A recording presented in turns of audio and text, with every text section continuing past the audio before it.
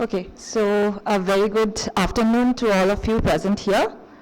Uh, this is one of the special invited lectures as we often organize in the Department of English, Sister Nivedita University. Today we are very glad to have with us Professor Niladri Chatterjee, who basically needs no introduction, but as you know, for formality, I am going to give you a short introduction of Sir. Professor Niladri Chatterjee is the professor, Department of English, University of Kolkata, West Bengal. He has co-edited The Muffled Heart, Stories of Disempowered Male and Nari Bhav, Androgyny and Female Impersonation in India. He is also the author of a novel called The Scholar. Since March 2020, he has also started posting videos on his YouTube channel. His areas of interest are masculinity studies and queer studies. Since 2010, he has been running a Facebook group called New Gender Studies. He has also translated the queer narratives of Bengali writer Krishna Gopal Mollik. So, we welcome you, sir, again to the Department of English, Sister Nivedita University. And I hope this is going to be a very enlightening session for all of you. Sir, over to you. Yeah, I think this one.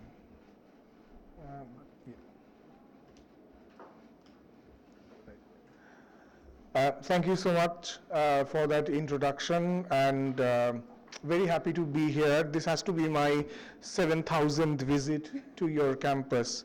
I keep coming over here so often that very often I have considered moving in here permanently. But be that as it may, I'm very happy to be here.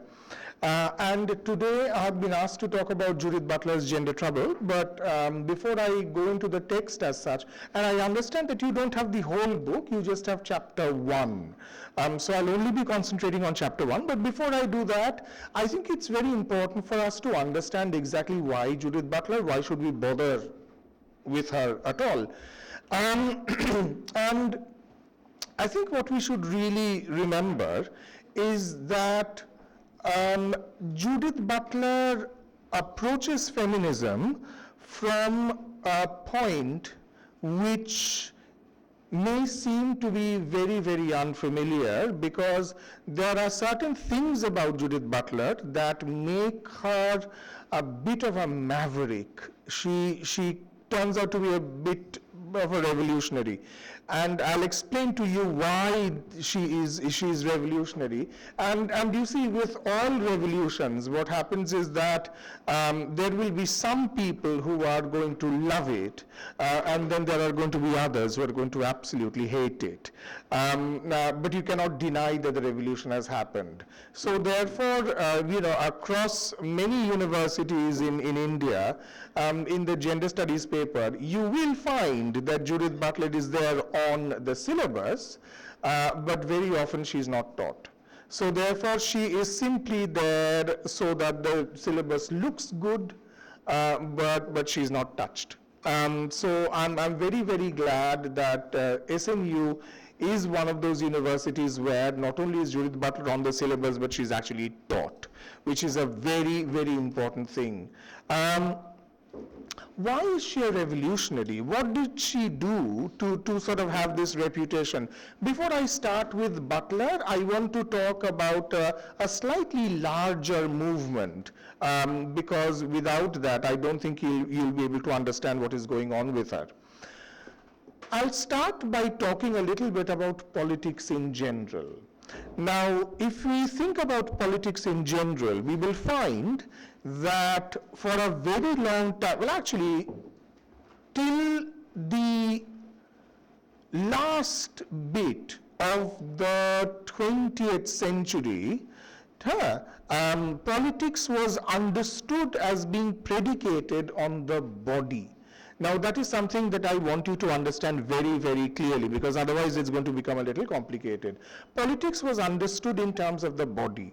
So if you look at, say for example, leftism, if you look at post-colonialism, if you look at any of those theorizations that I have tried to understand how power operates, very often the way in which the theorization was formed, it was predicated on the body. So therefore, just to give you an example of leftism, it was about class, so therefore it was about class oppression, so therefore, it was about bodies, and it was about how bodies were exploited, so therefore, labor and all of that. So therefore, everything that had to do with the body was the primary focus. When we come to post-colonialism, again, the body of the colonized, as opposed to the body of the colonizer. Feminism, body of the woman. So therefore, all the theorizations that happened, they were predicated primarily on the body. So it was the body that was theorized. That is the first point that we have to understand. It is the body that is being theorized over and over and over again. And this continues for a very long time, until something begins to happen in the 1960s onwards. Well, actually, to be very, very specific, around 1966 or so, which is, what is interesting is that if we look at English literature, and if you look at the theories of English literature, you will find that, for a very long time, the kind of theory that we practiced was more about understanding the text on the basis of exactly what is written there. You're told, a cat means a cat, a dog means a dog, and so therefore, and there was one meaning, and you were expected to understand that meaning, and that's it. So therefore, there was a way in which the teachers, they told you what a poem meant, and you were not encouraged to question the teacher, because the teacher is God. So therefore, the teacher is God, so therefore whatever the teacher says is the gospel truth, so therefore don't question it. And that continued for a very long time. And also what begins to happen is that you are told that there is a certain structure. You're told that everything has got a structure. A poem is a poem because it is not a short story. A short story is a short story because it is not a novel. And how are they different? Well, it is the structure. A poem is structured in a certain way. Short stories are structured in a certain way. So I hope you're beginning to understand that I'm laying a lot of emphasis on the way in which we are trying to create division between the genres. A poem is not a short story, etc., etc. And then once the divisions are created, we are making sure that those divisions remain intact. So therefore, there is a kind of stability that we are attributing to them. Is it, please don't call a poem a short story. Please don't call a novel an essay. So the two things that I would want you to understand is that structures are being created, and those structures are being held up as being stable. Please don't touch those structures. We are not going to. So whatever little innovation can happen within the structures, but please don't do anything else about it.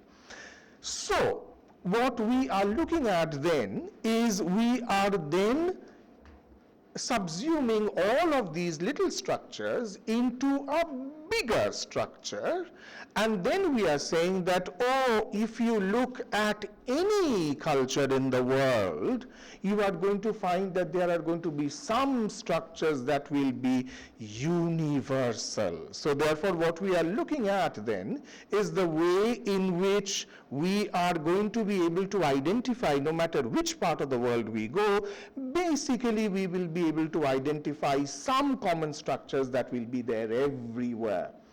And broadly, this way of thinking is called structuralism. So therefore, I'm not mentioning the theorists because that is going to confuse you. I just want you to understand what structuralism is. So structuralism is basically the acknowledgement, basically the belief. It is more than an acknowledgement, is the belief. So structuralism is basically the belief that culture all across the universe has got certain elements that are inviolable, that are permanent, that are, again, the word that I'm using, stable.